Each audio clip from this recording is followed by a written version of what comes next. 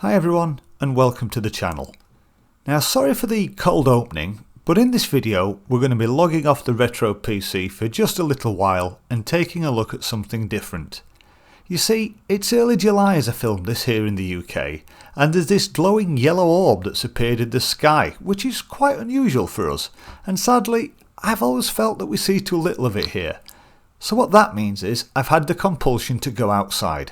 Now admittedly, this was only to get to my shed, but I did have to go outside to get to it, so I think that counts. Anyway, enough waffle from me, let's crack on with the video. So, in this video, as you can see, we are in my shed, and we are going to be attempting to build the Colin Furze no-weld go-kart. Now, if you haven't ever seen any of Colin Furze's videos, I mean, he's a massive name on YouTube and on the internet. Go and check him out. He's a maker, an inventor. He does all kinds of fantastic, crazy builds and machines and contraptions. But yeah, the one we're doing today, it's the no-weld go-kart. Now, as you can see, I've got a fairly well-stocked shed. You've got plenty of hand tools, we've got power tools, etc. But I don't have a welder, hence the no-weld go-kart build. Now, as usual for me, this is not just going to be a sort of straightforward copy of his build. We're going to tweak it a couple of ways. So, first way we're going to tweak it, Colin's no-weld go-kart, it was full size, it was for an adult. This go-kart is going to be for my kids, the oldest of which is 6, so we're going to be scaling it down quite a bit. But don't get me wrong, if it happens to be just big enough that I can squeeze on for a go, then that'll be okay too. Second thing, Colin used internal combustion on his go-kart, he had a pit bike engine. We're not going for any of that, we're going to be making this thing all electric. But we'll get onto the motor and controller and whatnot as we go. So this is going to be a nice sort of slow, relaxed build. We'll follow along with it with the videos. We'll have a look at all the parts, see what we've got, see how we're doing things. No doubt make a load of mistakes along the way, but we'll see how we overcome those and, you know, what works, what doesn't work and all that kind of stuff. So first things first, as you can see, we've got some steel plate on the bench, we've got a load of steel on the floor, we've got some flat, we've got some angle, we've got some box section, exactly the same as what Colin used. The main difference is, I've got 40mm square box section because we're scaling it down a bit, whereas he used 50mm square. Grade of steel, I've gone just for S275 or whatever grade that happens to be, you know, when it's converted to whatever standard system that you have in wherever you guys are around the world. It's just a general standard construction grade of steel. There's not, you know, mild steel. There's nothing special about this, but it's not that horrible kind of cheap sort of steel that feels like it's made out of cheese, like you'd get in your sort of local DIY store or something like that. So anyway, right. We've got some materials, let's get started.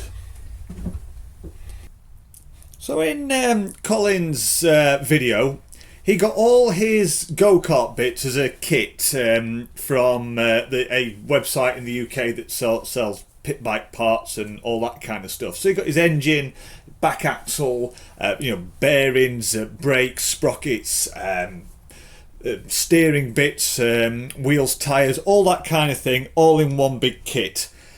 Because we're going for the electric setup, I've not been able to get that kit, so what I've had to do is the bits we can't make ourselves, oh, try not to knock that, I've had to source these individually. So the first thing I've got is this back axle kit.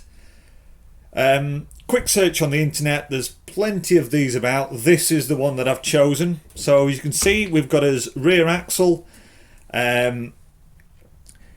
It's not the biggest rear axle I've ever seen. It's maybe 20mm diameter at its thickest part, something like that, but I think that'll be sufficient.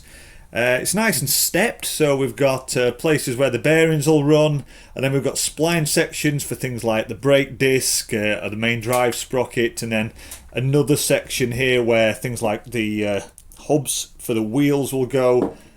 And then you can see on each end we've got a threaded section with a hole through for a split pin, so that's going to get held on by a castellated nut with a pin through the hole to stop all that coming off.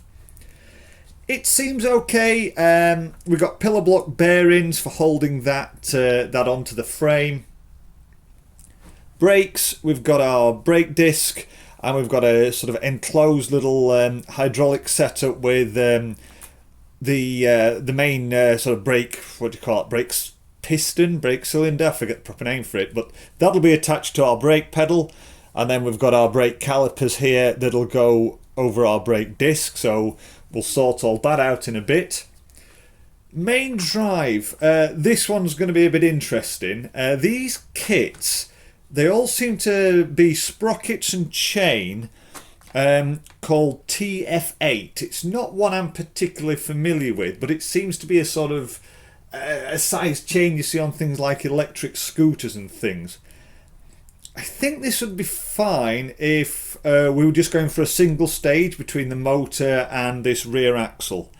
I'm not really sure what I'm going to be doing yet. I don't know whether we're going to go for a two-stage or a single-stage drive, but we'll cover that bit later when we get to it. I think we're going to get the kind of chassis built first, and then we'll figure all that out a bit later on.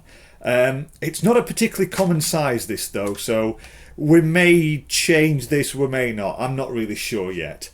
We're not trying to set any land speed records on this thing, obviously, since it's something that I want my kids to drive, and play about on.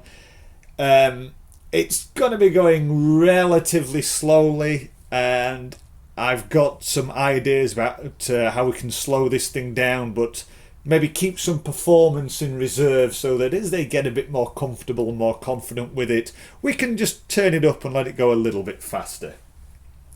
I'd also like this to be capable of going off-road, I guess, for want of a better term. Again, I'm not talking flying up, 45-degree hills or anything like that. I just mean it can go around on the lawn as happy as it can go up and down on the drive or on a road, whatever. So because of that, these are the tyres. That's not going to fit in the frame, is it? But these are the tyres and wheels that I've gone for. They came with the rear axle. They are 13-inch wheels, but you can see there, hopefully, nice knobbly tyres on. You should get lots of grip out of those. So I think the first thing to do, I'm just going to mock this back axle up.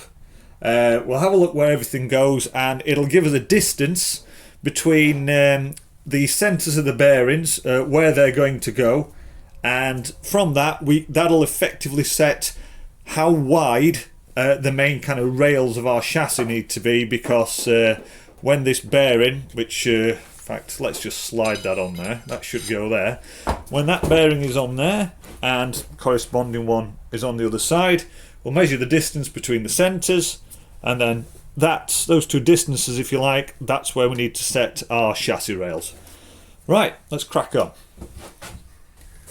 So there's two bearings on the axle. They're not tight on there, I've slid them fully up. Just a little rotate around of that. I don't know if you'll be able to see it in the video, but there's just a tiny little bit of up and down movement on the ends. It's just kind of the end of the axle is just doing that by a tiny little bit. Which suggests there is a slight bend in this axle. Hopefully that's not a massive indication of the quality of this kit.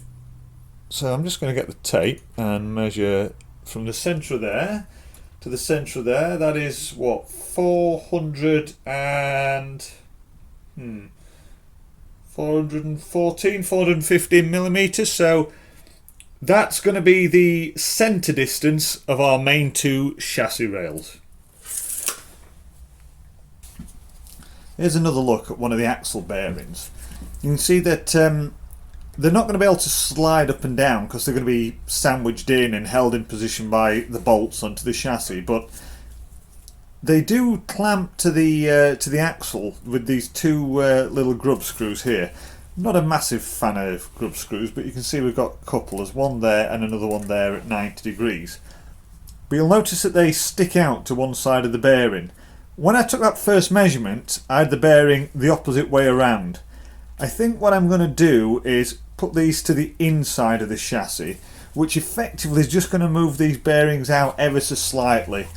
The whole thing just feels a little bit narrow otherwise. So what it does mean is our new chassis distance is going to be, let's get on the centre of that one, 428 millimeters. So very crude diagram of what we're doing. Here we've got our main two chassis rails. We're going to put a bumper across the back. So when I just roughly assembled the axle, I've taken the measurement, the widest part, and added a bit on. So we're going to have 820 millimeters across the back. Here are, as I said, here's the main chassis rails. I'm not sure how long this is going to be yet. We're going to have to figure that out. This dotted line represents the centre of our axle, and I've measured the distance from there to the edge of the tyre and added a little bit on so that we know how far we need to set this back from the inside of there so that our wheels fit inside here and here.